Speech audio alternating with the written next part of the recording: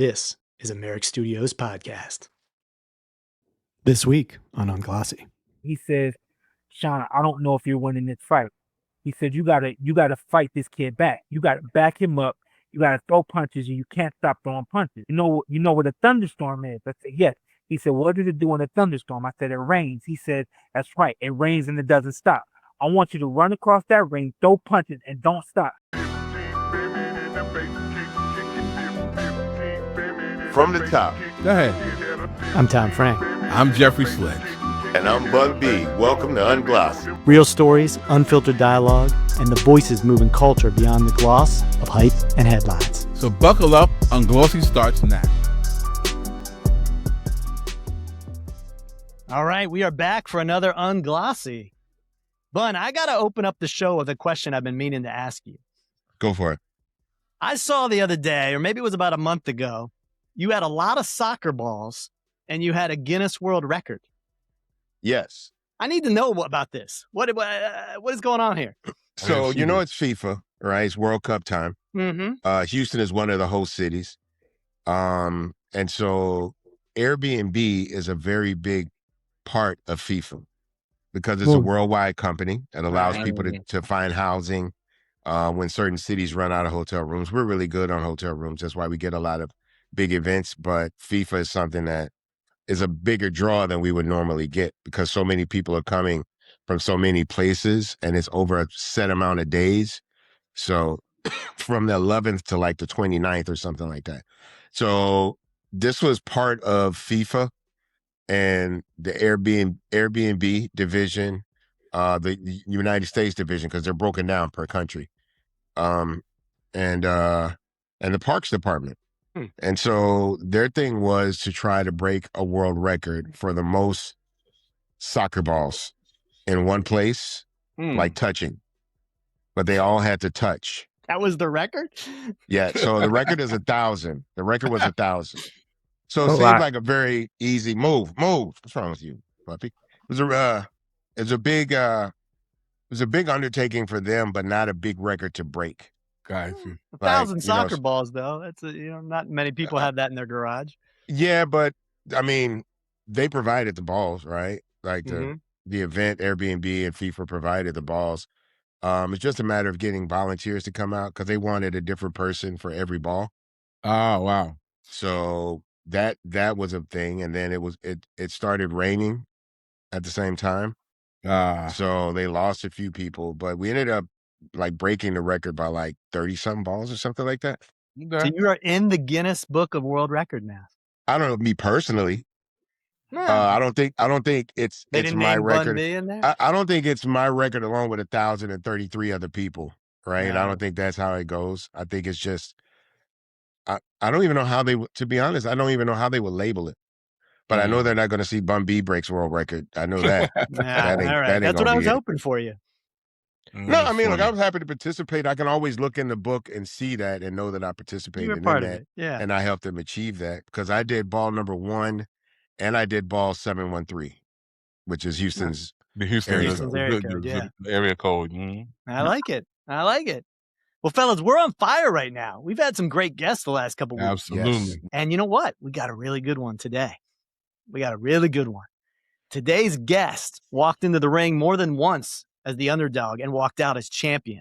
Shawn Porter is a 2-time welterweight world champion, having held the IBF title in 2013, 2014, the IBC title in 2018, 2019. He's trained by his father, Kenny Porter, since he was a kid.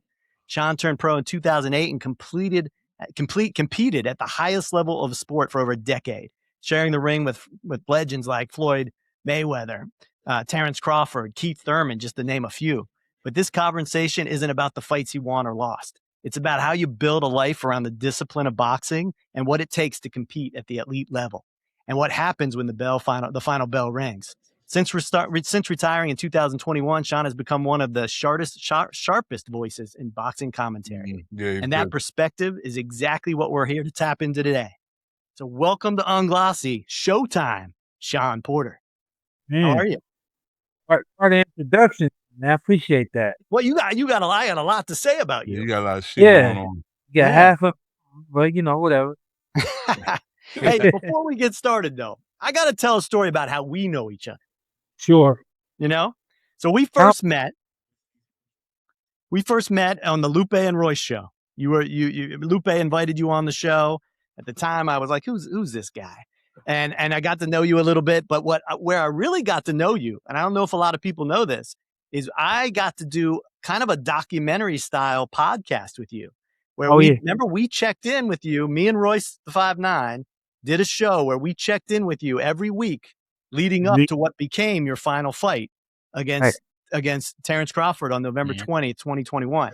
And what I really loved about this, and I don't know if I ever told you this, is we did the pre-fight and the post-fight. And Shawn was actually on both of those. But the pre-fight, I think that we had a lot of guests on.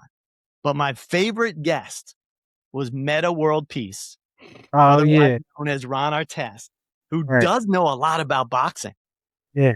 He was really, really good. Yeah. He forgot about that little special thing we did right there, man. I was at a point in my career where I was like, because I knew it was the last one. I said I need as many eyes and bodies to see this as possible. And I was reaching out to every outlet that I could. And, Tom and I had become pretty good friends through Royce and Lupe. And Royce is the bigger boxing fan than Lupe. Lupe knows a little bit more now than he used to know. But Royce and you came up with that great idea, and we put it down, man. I thought it went great, and funny enough, man, that fight ended in the 10th round. My dad throws in the towel. He steps up on the apron. I gone down twice. I'm confused. I'm like, very the lights have never bothered me until that moment and that night, and that still ends up being like one of the biggest moments of my career where people don't look at me like you're a loser. They actually look at me and they reference, me hitting the canvas. They reference, me standing in the ring after the fight and doing a post-fight interview, and they reference the respect that I had towards my dad and kind of, a whole list of other things people talk about whenever they see me. They talk about me, possibly almost beating Terence, so many different things. And I tell people all the time, like, that's what I was out for. I really wasn't out for the belt. Yeah, I wanted the money, but more than anything, I just wanted people to see what I was capable of doing. And I just wanted millions and thousands and millions and more thousands of people, just recognizing how good I was. And, leads me to now. My thing was, if I can get your heart in the ring, imagine what I can do to your heart outside of the ring. And that's kind of what my whole journey is now. It's motivating, it's inspiring, it's uplifting people, and trying to get them to look at what I did, and you can do it too, even if it's not in the boxing ring. I want to ask you about I was going to ask you later, but I want to ask you about that fight. I'm sure you've heard these questions before.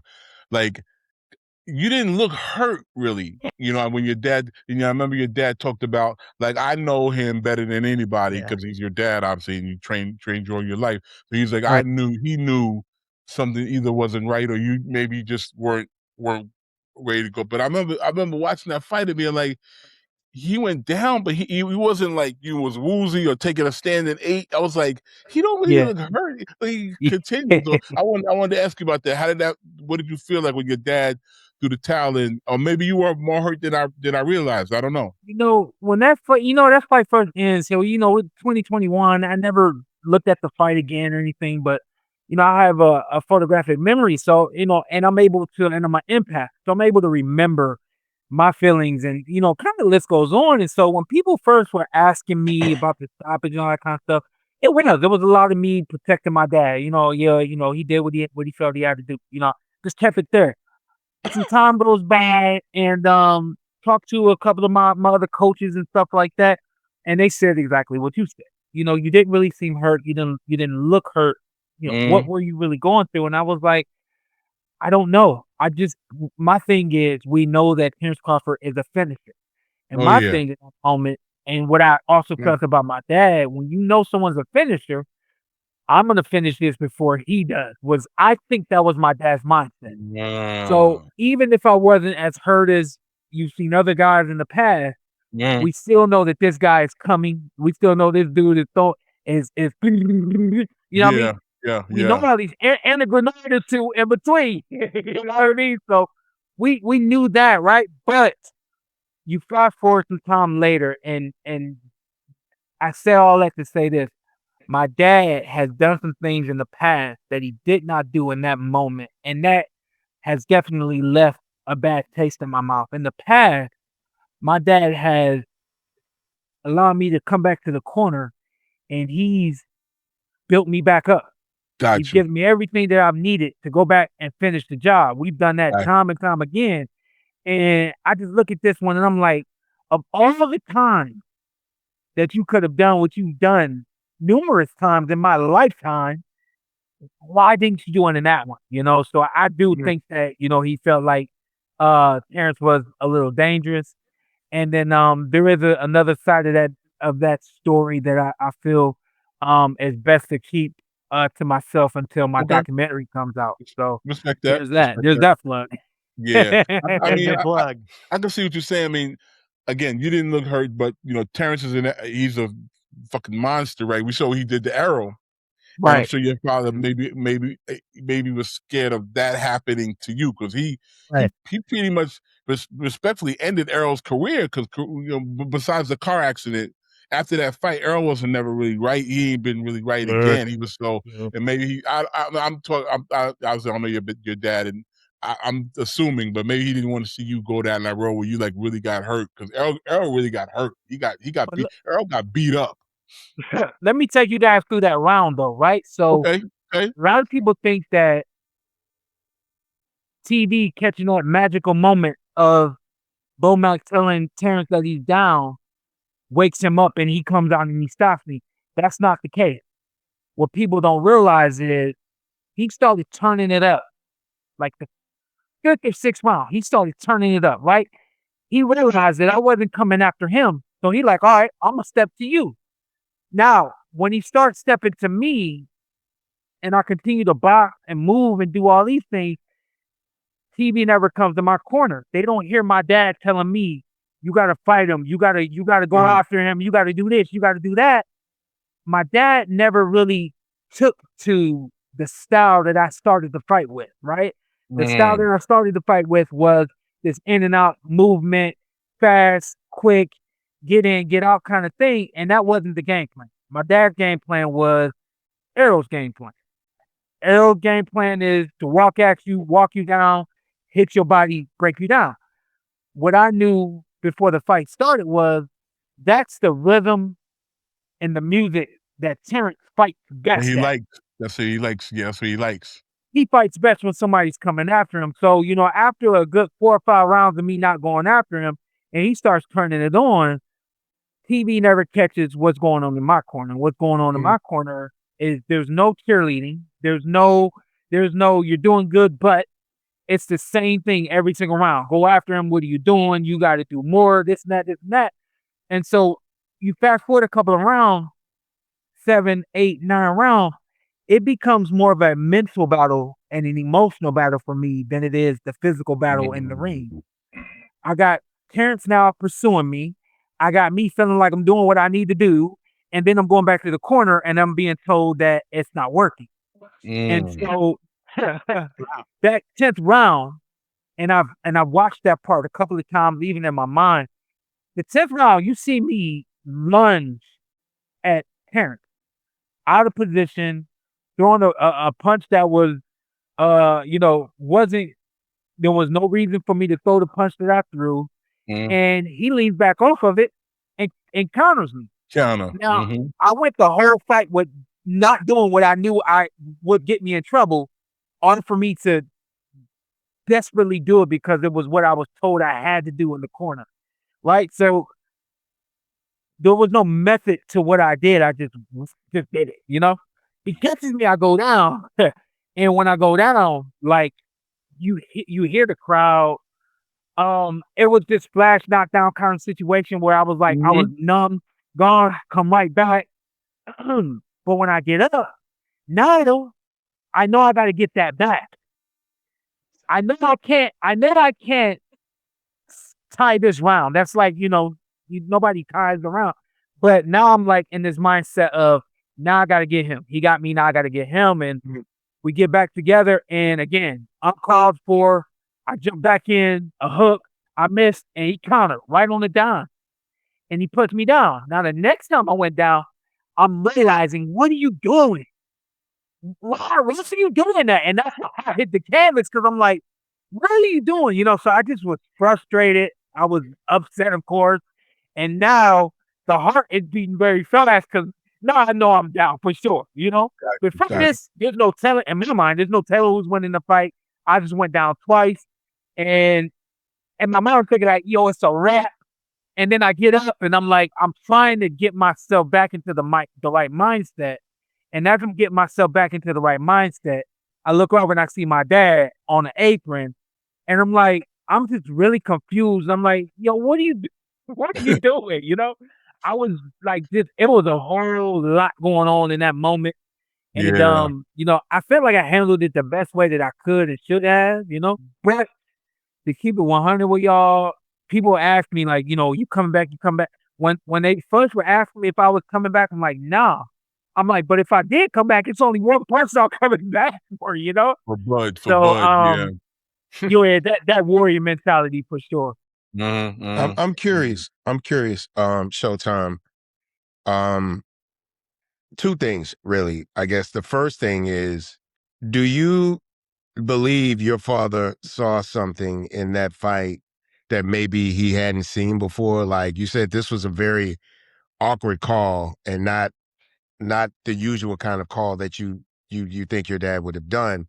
Do you think he saw something that worried him in that moment? Like either your urgency to try to prove something, like trying to get back, trying to win those rounds back, trying to get more points scored, or do you think this was more? Well, go ahead and answer that, and then I'll ask the next question. Well, I do think that he could recognize that I wasn't in it mentally, right? And so my dad's thing has always been, you got all the physical talent, all that. We need to build your mind up. If we build your mind up and you're really ready to go through a brick wall, then I know that you're right and you're ready, right? So you fast forward and the things that he said after the fight, people are, booing him because they don't know me to not train. They don't know me to not prepare.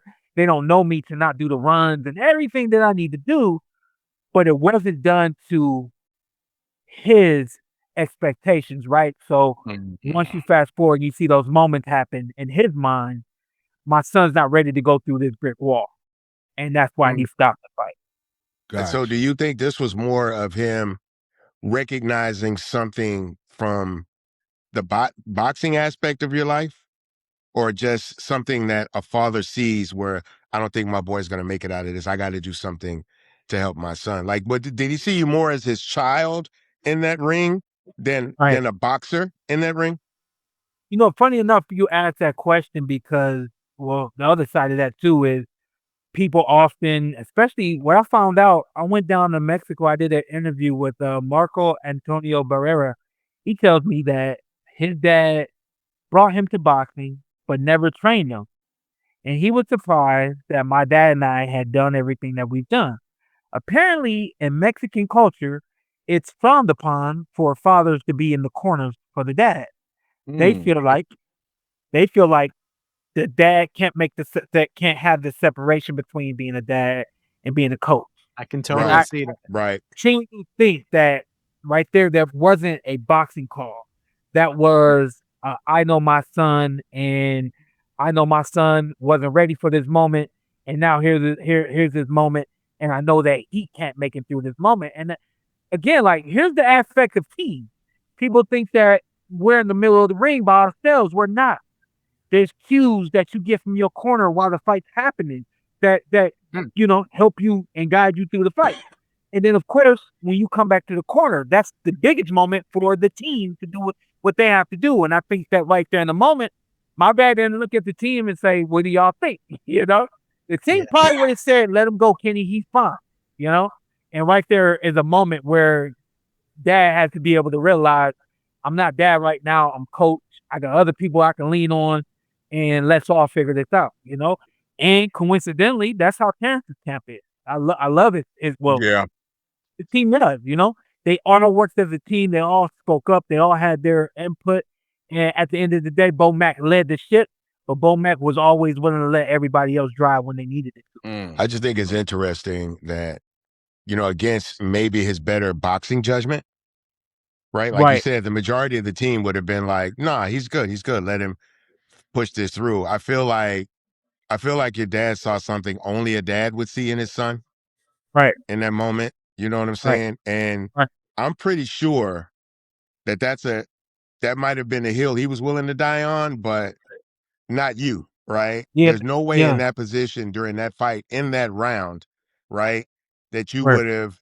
I don't want to frame this the wrong way. I definitely don't want to term this the wrong way, but it's almost a case of like, I'm not giving up on this fighter. Right. I'm giving up on this fight. Right. Right? Like it's not that I don't think my son can handle this. I just don't think I think with everything maybe he saw, it's just like this is one he won't win. Like I Right. think Listen, to me, at the end of the day, it's like you're in a cage with a tiger, and that tiger's running after your son. Are you gonna hold that bullet and let your son make it back? Get out of that cage, or you just gonna, you're gonna kill it yourself. So right. I think right there was, he killed it himself. But I think if we had gotten 2 more rounds, it might have been some special rounds. I don't know. It was a tough Ooh, fight. It was a good fight. it I was a watched good that fight. fight, It and was a good fight. I can remember, as you said earlier, your job is to win the hearts of people when you get in that ring. And I can remember I had my entire family watching that fight, because we were vested in you at that point. Yeah, I had my little girls at that point were in it. Like they were cheering for you. And I mean, it was a cool moment for me that I never got to tell you about, but it was a really kind of special moment. And, that close. yeah. That close. But so now your father, though, has trained you from day one. He has been Oh. with you from day one. Take us back, though. I kind of want to hear about your first title. Like just how that must have felt, and like you stepping in that ring and winning a world championship for the first time, and the crowd Yeah. and like that experience. You know what? I'm gonna take you all the way back from my childhood too, right? So I Right. had my first fight when I was 8 years old. You guys imagine I started training the summertime I was 4 years old. I started training before I was turned 5. Wow. And a lot of the stuff I did as a grown ass man, I was doing when I was 5 years old. People used to always call my dad militant, and when I was a kid, I never even knew I didn't know what that word meant. My dad very very militant, very structured, very what I say is it and don't do anything different. You know what I mean? And if you imagine like that kind of stuff in retrospect, especially with me having kids now, I realize how useful the tools of being able to tell somebody to step left twice, step right once, and then step left again 3 times. When someone can do exactly what you ask them to do when you want them to do it, it maps out the kind of success they'll have in life. So the kind of success I've had it was nurtured in me as a kid, right? So let me take you guys to my very first amateur fight, and then I'll take you to the IBS championship because they really do align, right? So you start doing this when you're 5 and you're doing it like a grown man. You get in the ring and you're very structured, 1, 2, like this, right? But kids, they tight like this, right? So I'm boxing this kid, and for 2 1-minute rounds, I hit him with a jab, and then he's all over me. And I get him off me. I hit him with a 1-2, and then he's all over me again, right? So we're going into the last round, and here's one of those moments that I was talking about. My dad tells me I'm 8 years old. It's 60 seconds in between a round. I don't know how my dad was able to do this kind of stuff. I come back to the corner. He says, "Shawn, I don't know if you're winning this fight." He said, "You gotta fight this kid back. You gotta back him up. You gotta throw punches, and you can't stop throwing punches." My dad said, you know what a thunderstorm is?" I said, "Yes." He said, "What did it do in a thunderstorm?" I said, "It rains." He said, "That's right. It rains and it doesn't stop. I want you to run across that ring, throw punches, and don't stop." This is what my dad said, y'all, in 60 seconds. My And you're dad 8 years said, old. "I want you to throw punches and don't stop. He said, don't stop until they turn off the light and put all the chairs away. My dad said Wow. all that in That's 60 great. seconds. Surely he could have found something in 2020, 21. Well, anyway, so I run across the ring. I throw punches on this kid, and I'm boxing him like he's boxing me, but I'm strong. I'm physical. I back him up. He's on the corner. He's on the rope. Fight in. I win the very first fight that I had. And to me, that really birthed the style and the mentality that I had in the ring. So what we would do, we would box real good for 1 round, y'all. And then for 2 rounds, I would get down like I'm in a sprinting stance, like I'm a wide receiver, right? Sprinting stance, the bell ring, and I would literally run across the ring, and I would just throw punches until the bell rings, walk back to the corner, and then do it all over again. That became my style. I was known for running across the ring, stacking guys up, guys not able to get me off of them, and even referees would step in sometimes when the bell ring. They would step in because they knew I was running across the ring. They weren't able to get out of their corner, all that kind of stuff.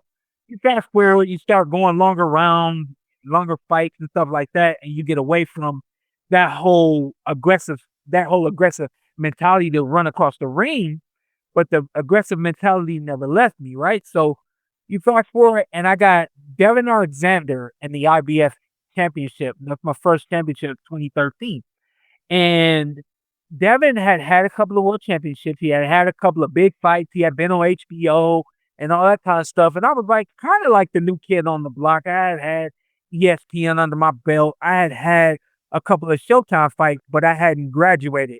Graduation is HBO, right? So at this point in time, HBO hadn't gone yet. But this fight was on Showtime.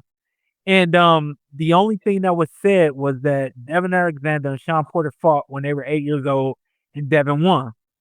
And that was enough for me, y'all. Like, that was enough for me. Like, I don't need to tell y'all how I'm gonna beat them, because y'all not gonna believe me. So I'm gonna just show you.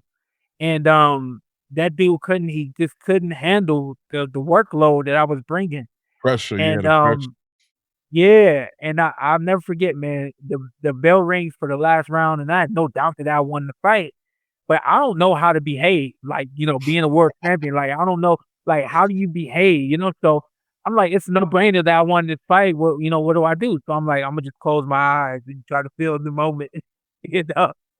And we got to the back room with the belt and people jumping all around, and my dad is saying, we're not excited because we always knew we was gonna be here. We knew we were gonna get here, so this is not a surprise. There's no reason to be excited. That whole militant mindset that he had has never gone anywhere, right? So I never really celebrated that fight. You know what I mean? But I've had a lot of big moments. Winning the WBC title. I had my son earlier that year, and I told people, man, that fight I don't know whether or not I won. So the anticipation of hearing fight? Danny Garcia. Danny Garcia, yeah, I remember. The anticipation of like hearing your name, like, it was different. I knew I crushed Devin, And shout out to Devin, that's my boy. Got me and Danny kind of went back and forth, and I thought that I was doing my thing, but you never know, My name got called as the winner of that belt, and I'll never forget, man, like my heart dropped. And it was the same experience that I had seeing my first child be born. Wow. Like, when he came into it, was like, wow, he's there. All right, wow. And so winning the W is like, wow, like I actually won it. Like this is my only goal, and I won it, So a crazy surreal moment seeing my son born and winning the WBC championship. That's crazy that you had no idea. Like you went in, you had no idea if they're going to raise your hand or not. Listen, man, funny things happen in the boxing world. Funny things happen. Yeah. I tell people we mapped out that fight 1 round at a time, and that fight worked exactly how we knew it was going to work, all the way to the last round. And sometimes you never really know. Oh yeah. And we'll be right back. I'm Bun B. I'm a host and a co-owner at Merrick Studios, and we just took things to the next level. Merrick Studios Plus is live, So tap in at wearemerrickstudios.com, get 65% off, and don't just listen, be a part of the show. And we'll be right back. Master the art of lyricism with Pendulum Mink, the first school for rap. Learn elite techniques through immersive lessons, real-world exercises, and guidance from hip-hop icons. This is where MCs sharpen their skills and glow boldly on the mic. Ready to level up? Visit pendulummink.com and start your journey today. And now, back to the show. I was So going to ask you. go ahead, Jeff. Go. I was real quick. I was going to you kind of answered it, but I just wanted to bring it up. When I was researching for the interview, I didn't realize you played football at a high level. As a kid, and when I read that, and then watching you fight over the years, your style, I was like, oh yeah, he fights like he playing football, like a running back. Ready, set, go. You know what I'm saying? It's like ready, set, go. Okay, that plays over. Ready, set, go. Like it's like you take off and you run in and you take off. So talk about that. Yeah, my pace was different from a lot of guys. You know, my dad's thing was, we're punching, we're moving, we're fainting. That was his thing. If we're not punching, we're moving. If we're not moving, we're fainting. And so I was always this perpetual motion. You know what I mean? Like, even that word. My dad was telling me perpetual movement. I'm 8, 9 years old. Like, what does perpetual mean? Just do it. You know? But the style didn't really come from football. I love football. I was, pretty good. I played running back, I played, safety. I never left the field. Love ball. But the separation between football and boxing is you got 10 other guys you got to rely on, where boxing is just, like I said, that whole little one-on-one component. Yeah. And I told my dad, I said, I know what I'm going to do and I know what you're going to do. I said, let's do the boxing thing instead of going to college and playing ball. And he was favorite, and I think there's no doubt that it was the best decision I could have made. Okay. Now, you've understated your football career. Let me just talk about football. You were not just a good football player up in Akron, Ohio. You had all sorts of records up there. I was good. I got tied the touchdown record, 6 touchdowns in one game. People know the Hall of Famer Larry Zonka held that same record at my high school. Wow. I tied that record, and my dad was pissed. They took me off the field. I'm like, it's 6 touchdowns. What you want me to do? And the whispers of me breaking the touchdown record, and I'm like, I don't get it. But I didn't realize how big that a deal that was. But yeah, man, I was good. I was good without the kind of preparation and dedication that a lot of kids had and now have for football. If I had that same kind of dedication, you would have saw me in the league 100%. I ran curious. I ran a 4.5 without ever using a parachute to help me increase my speed. You know what I mean? Like, that was the kind of stuff that I was able to do with just getting on the field, Wow. Yeah. Go ahead, Bun B. We done interrupting you, big dog. I've been trying to get in it. I got two questions. Well, first off, do you think you made the right decision picking boxing over football? That's the first one. Let me tell you why I know I made the right decision.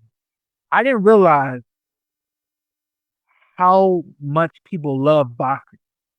I didn't realize how much people revere and respect fighters. My whole life, all I wanted to do was play ball. I boxed because that was just what we did. I grew up doing it. That was just what we did. We went to tournaments. We won tournaments. We lost tournaments. We just kept going. But football was a seasonal thing in Ohio. So it was like, whenever football came around, nothing else mattered. But I played on 2 different high schools where I was the best player on the field, struggling to get wins and all that kind of stuff. And I was just like, man, I can't do this anymore, right? So when I turned pro in boxing, I kept my head down. Like, I'm still not paying attention to the rest of the boxing world. Only thing that matters is what I'm doing. I'm not paying attention to Floyd Mayweather, Manny Pacquiao, and Shane Mosley, and all these other names and all these other guys. I'm not paying attention because I'm just doing my thing. And once I get to a point where everybody wants to interview me, once we done talking about me, they want to talk about everybody else. I spent years lying in interviews based off of the small knowledge that I had, because I didn't want to see anything. I didn't want to do anything else. But fast forward, and I started doing Fox commentary and stuff like that. And I looked in the mirror one day, y'all, and I was like, yo, I can't keep bullshitting these interviews. Like, it's gonna catch up to me. So I started rehearsing, and I started um looking at all of the information and watching these fighters and doing my research and all this kind of stuff. And this was something that I always wanted to do, so I just was good at it. Doing interviews, interviewing somebody, I've always been good at, because it was what I wanted to do. It's where my heart was. So I get to a point where I'm not in the ring a lot, but people are still watching me because of the interviews and stuff like that I'm doing. And so I'm able to get in rooms with like all of these NFL players, the NBA players, rappers, actors, comedians, and the only thing they want to talk about is boxing, y'all. Boxing.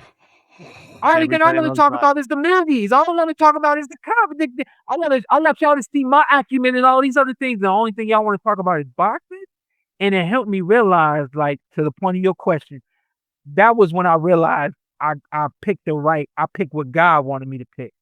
Because this sport is gonna allow me to be seen and heard, and gonna allow me to move in the way that God wants him to move, so that I can touch the hearts and the lives that I need to touch. And that's when I really realized that. I was like, I gotta let it go, y'all. I pick boxing, and let the football world, let that all go, because there's so many more people here that need you. Now, you were talking about at the end of the Danny fight, where you don't know whether you won or lost the fight. Has there ever been a fight that you just knew that came down to a decision, right? That you knew you whooped this dude, and then the decision went the other way? And has there been a fight where you'd be like, man, there's no way I won this fight, and by decision the judges give you the fight? I don't think Well, I don't want to say give you the fight, but believe that you there's won the never fight. been a fight that I felt like I lost and I didn't have the luxury of being on the other side of bad decisions. I've only been on the bad side of bad decisions. My fight I had with Dennis Ugas, we fought outside in California in March, I think, March or April. So it was still cool out. It rained a little bit that night and everything. And again, we got our game plan, and my dad said, this kid is slow. He can't move his feet. Move on him all night and box him from the outside. And round after round, that's exactly what we did, y'all. And there were moments where I wanted to go after him, and my dad's like, you don't need to go after him. He can't keep up with your foot movement. Your feints is keeping him off balance. You're beating him to the punch. Just keep doing what you're doing. We're in the middle of the ring at the end of the fight, smiling until they say it's a split decision. I looked over at my dad. I was like, what's? And my dad like, this boxing game. So I'm like, I did everything that I needed to do. How could y'all even see me losing that fight? One score for him, one score for me. And I was just like, man, they're not taking this from me. I won this fight, right? And so I'm peeling my hand up before the ref, before them to make the announcement, because I want the ref. I'm like, oh, you know what it is, right? I'm like, and my hand got raised. But that was a situation where I felt like the judges thought that I was gonna come in the ring and do one thing, and because I did something different, they couldn't compute it in their minds that he's winning the fight. They're computing he's losing because this guy's forcing him to box this way. I see Dennis's manager after the fight. True story. Saw him after the fight. He walks up to me, gives me that, and says, I told him you were gonna do that. I said, what?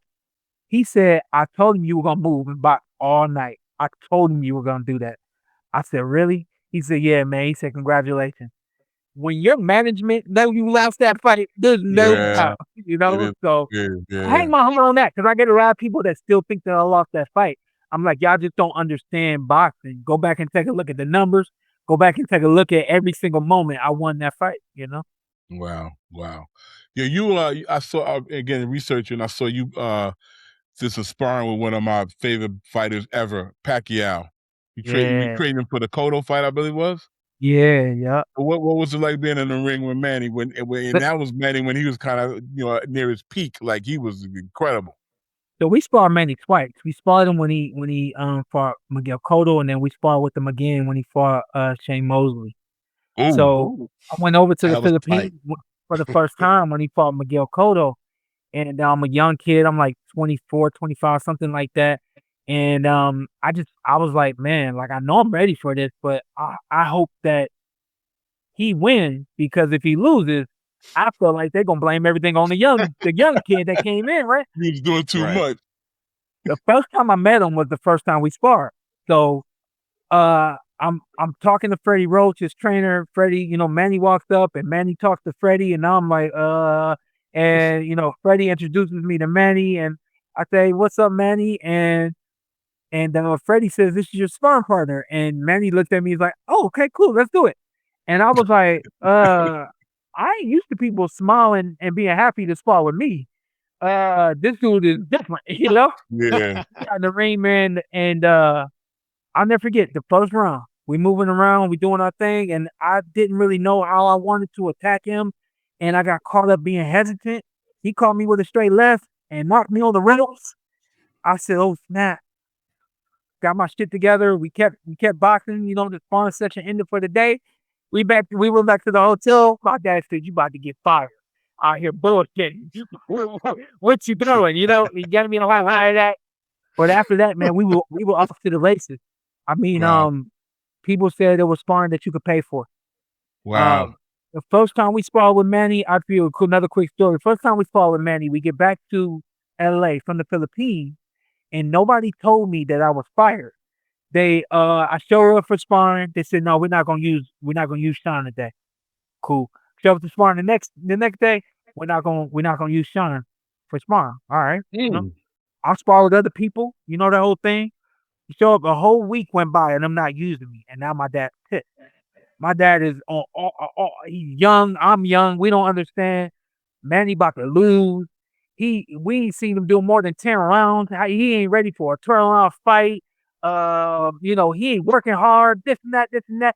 He fired you. You the best one in camp to get him ready. My dad went off. At the end of the day, they paid us. At the end of the day, they gave us the ticket to the fight, the whole nine. And I'm sitting next to a man that thinks that Manny's about to lose. On top of the fact that in my mind, I already built up in my mind, if he loses, they're gonna blame me. So I'm Right. like on the edge of my seat the whole fight. He's fighting Miguel Cotto and wiping Miguel up the whole fight. I think I didn't get comfortable until like the 9th or the 10th round. I finally stepped back and was like, all right, he got this. After the fight and everything, went to Freddie and I asked him some questions. I said, "Freddie, why did you guys keep working with me?"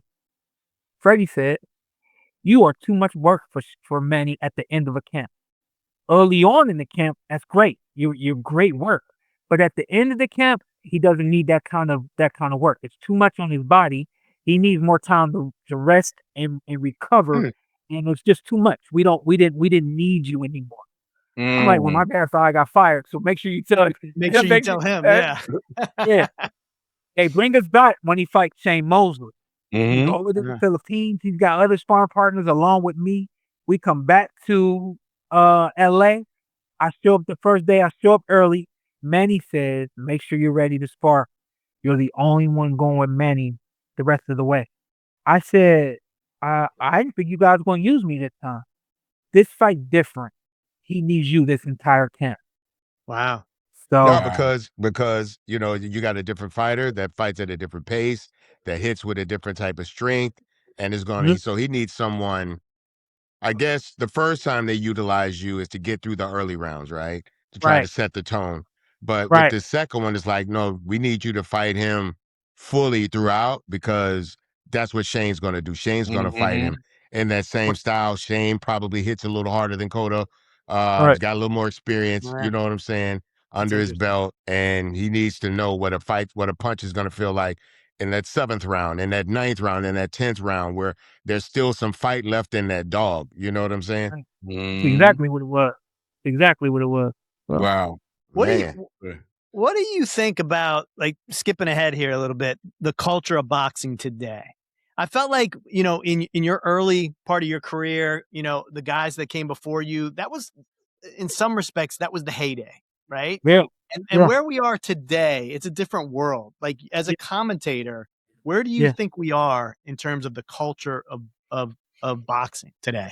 I think just like with the real world, boxers have lost um the perception of truth, right? So like in the real world, the perception of truth is the only people I need to be concerned about is the 3 little boys that I have and the wife that I have in my home. But you pick up your phone and you're concerned with everybody else in the entire world. And it blurs your perspective of life. It blurs your perspective of reality.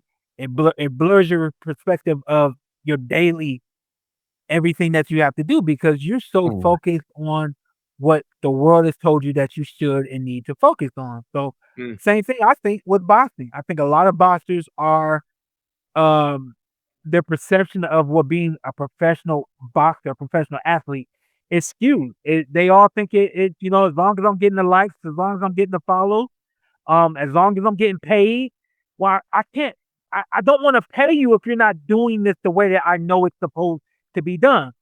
Fighters nowadays, and I think along with coaching, I think it has a lot to do with coaching too. A lot of these fighters don't fight. A lot of these fighters don't understand or put in the kind of work needed for a full 12 or less rounds to be exciting from top to bottom. Shakur Stevenson. I think it took time for people to really salute and respect his style. That's his style. To me, his style is sexy, completely different from my style, but you can't beat it. And when you're that on, that locked in, that's sharp. To me, that's what boxing is. And a lot of fighters, there's this separation here of fighters that don't got the kind of defense that Shakur got, but they're trying to fight at his pace. What? Don't got the kind of offense that I got, and you're just trying to like walk your way through a fight. What are we doing? So I think that boxing needs to get back to what it historically has always been. We fight for 3-minute rounds. We fight every single second of every round. We fighting. When we ain't fighting, we punching. And when we ain't punching, we moving. Moving. Yeah, it's a good point. You know what? I got a analogy I thought about for a while. So I come from the music business. That's how I met Bun a billion years ago. So Yep. there was a point when Puffy, came into the music business and really blew up. And people looked at Puff and said they wanted like the lifestyle that he projected, the cars and the women, but nobody really realized how hard he worked, right? Right. And Right. I take that as the same way with Floyd.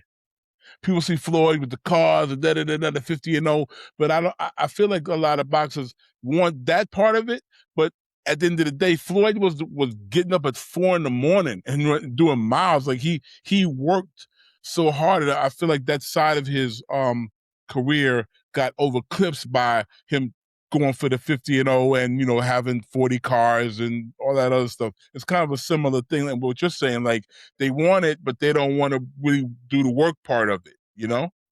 I talked to somebody. I'm not going to say their name, but I am going to tell this story. I talked to somebody that's close to Tank Davis. Okay. I told him, I said, tell Tank I'm here for him.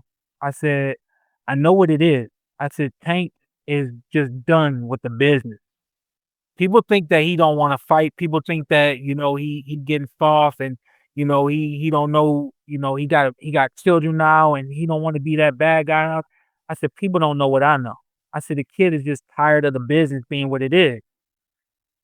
When he turned pro under the TM, whatever, the Mayweather banner.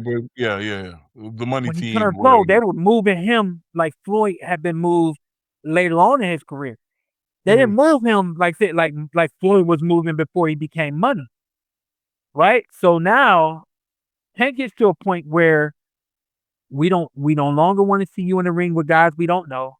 We no longer want to see you in the ring with guys that ain't in your weight class. We only want to see you in the ring with guys that are at the top. And because the business is demanding something different from what he came into this thing with, He's looking at it, to your point. I want everything that Floyd got, and why I got to do all this to get it? I'm knocking him out every time I get in the ring. What else you want me to do? Well, the business is requiring you to do a little bit more. The business is now requiring you to step up and do something that, we didn't tell you had to do at first. But now you gotta do things a little bit different. And because the business don't want to give him what he want, he's saying he's like, fuck it, I don't want to do it no more. I just don't want to do it no more. So I told him, I said, yo, tell Tank he needs to have a conversation with me. Tell Tank I've been through exactly what he's been through. He's gonna have to buckle down to get where he want to get. He gonna find out real soon that he ain't got there yet, even though they moved him like he was already there. He gonna find out he ain't there yet. He gonna realize he ain't got no other way to get it, and then he gonna try to come back. So I've tried to reach out to the kid, give him some life coaching and all that kind of stuff. But I used him as that example because I think he's the prime example of someone that gets what Floyd has without going through everything Floyd had to go through. You get to a point where the taxes will catch up with you. The percentages that you got to give out to everybody catch up with you. The having to fight somebody that you not picking this time comes up against you. There's a number of things that fighters go through, and until you turn pro and start doing this thing, realizing all those things that I listed and more are bigger components than your opponent. That's when it really gets serious. And you're right, Jeff. Like, I don't think people really understand the work ethic of Floyd. You know what I'm saying? Like, I remember flying down with Jay Prince. He was prepping for, I think, the Zab fight. And so we go to the gym and the workout's ridiculous, right? Like, the workout's ridiculous. Then we go and eat. And then they go out to the club. And keep in mind, he's got a big section. He's got all the bottles you could want. He's not touching any of them. Right. I think he eats maybe one meal a day. I know Jay Prince only eats one meal a day. I think Floyd doesn't really eat many meals a day either. But here's the crazy thing. We leave the club, like it's super late, right? Like you say, like gets up in the morning and goes running. If he's in the club and it's time to run, they leave the club and then he goes run. Just go for a run. Like several miles. Like, leaves the club, like turned up all of that, leaves the mind like, okay, well, we've been in here playing long enough. Let's get back to it. Yeah. Let's get back to it. I couldn't figure out when the brother slept. You know what I'm saying? Because again, this is prep for a fight.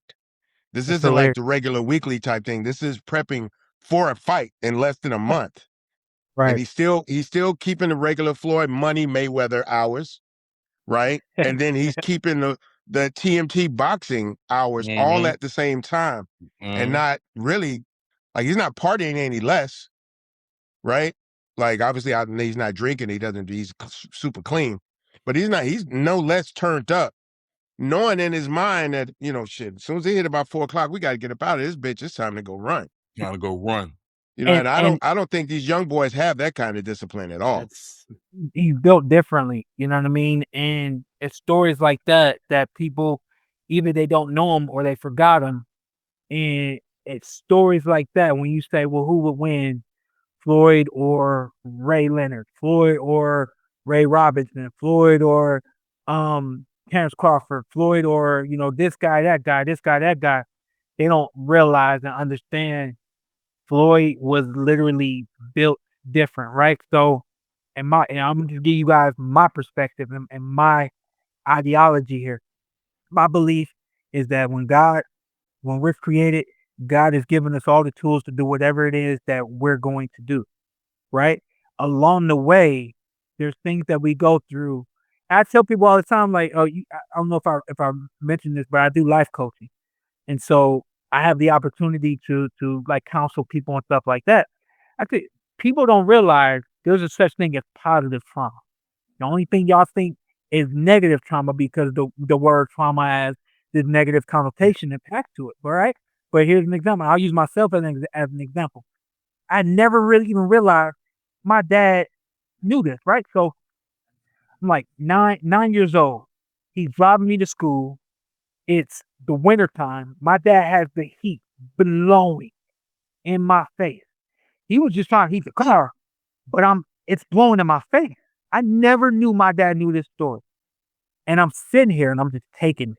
I never say anything. We like 45 minutes to get to school that day. Took all that in my face. My coach Wade, my strength and conditioning coach, just told me this story like 2 weeks ago. We were hanging out and he said, your dad told me that he knew you were different when you were a kid. He knew you were built different. I said, well, he said he told me that he had he told me that he had the heat blasting in your face. You were a kid? I said, yeah. He said he told me you had the heat blasting in your face and you just sat there the whole time. You didn't say anything. Mm. I said, damn, Kenny, that's messed up. And a lot like me, I guess my dad didn't realize that it was blowing the way that it was blowing, but somehow he was able to at some point recognize what I was going through and continue to allow me to go through it. To me, that's positive trauma because when you come across things in life that get hard, that get uncomfortable, that you can either speak up and back down, or you can step up and go forward.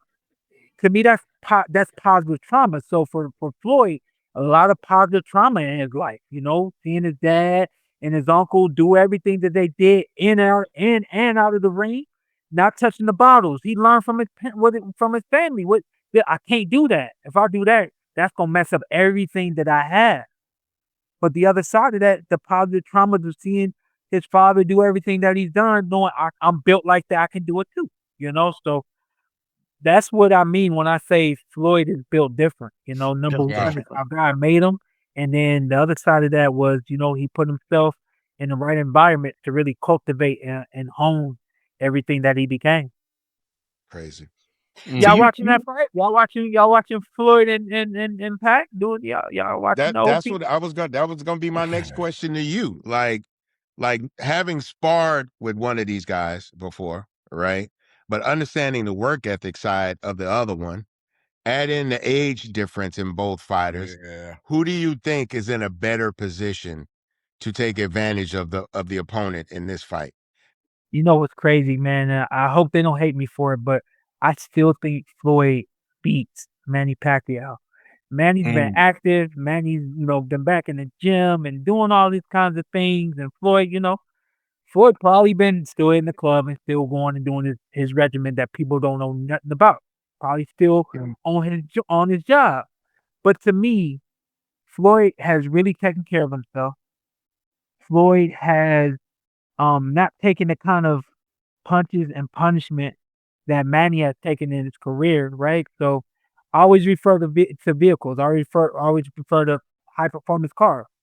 At this point, both these guys are what I would call, luxury antique cars that only supposed to be we supposed to drive these things at, 10, 20 miles an hour and put that thing back in the garage. You get to a Sunday point in your life afternoon. you get to that point in your life where you're no longer the Lamborghini that's supposed to be doing 150, and you Yeah. become that beautiful all gold Rolls Royce that don't even leave the garage, right? So we got two antique cars that's pulling out, and to me, um, the antique car that has less mileage on it is the antique car that wins, Mm. and that's Floyd, in my You're opinion. going with Floyd. Mm. Okay. Give So me another one for antique car, y'all, because I know y'all it sounds crazy called Friday antique. Nah. I think that was a good analogy. I No, I I, get I that. think that was I a get great that very analogy. much. Yeah, I Yeah. think that was really good. Yeah, I do. So you're a life coach. You're commentating. You have a podcast. You mentioned the documentary. We got to ask you a little bit about that. Like you got a lot going on right now. Like tell us a little bit about all this stuff and what gets you excited. So the people always ask if you're coming back and da da da da da. I say no, I'm too busy. I'm too busy to go to the gym. List goes on. I retired with a plan, and plans don't always work out. But the favor that God has on me, my plans are all working out. I retired, Good. and my thing was I'm gonna get into the commentary. I love it. I'm non-exclusive, so I can go anywhere, do anything at any time. I Mm. absolutely love it, straight up and down. Always knew that I would. The doc, I felt like I started working on the doc in 2023, and I felt like the further I get into retirement, the the further people get away from caring about me. And so let me get this thing out immediately. Talk to my director this in January, I said when I'm no longer in a rush, it's gonna move whenever God wants it to move. I didn't realize I was still gonna be as active and as in the public eye as I am, Mm. which is amazing and redundant because I'm like, you knew what you had set up. I got a $5 million budget film that I'm Wow. starring in, and that is a goal that I have had probably since like 2003, 2004. Whenever shout out to my boy Jamie Foxx, whenever he dropped, I might need security. That right there, that whole stand up act, it made me want to pursue acting, and I was able to land a lead role in a boxing film, um, which should be getting funded now after about 4 years. We should be getting funding coming in the next like 30 days or less. So, Good. um, Congratulations. those are the things. That's incredible. Yeah. And Tom, shout I went over your head with this one, man. Shout out Chili Chill, and he wants Lupe to do the entire soundtrack. So That's awesome. yeah, so we got him on board along with a couple of other people. Nick Totoro's on board. Chill Mitchell is on board. My boy, I know he ain't gonna mind me shouting his name out. Omar Miller, not Omar Miller, Omar Gooding, Oh, wow. is slated to be in this thing too. So Okay. it's gonna be a nice one, man. It's boxing. It's not a boxing film, not all about boxing. There's a lot of different stories in one, but the boxing aspect I think is what makes it unique is you've never had a actual boxer portray the lead boxer in a film. So Yeah. that's the writer director's vision there.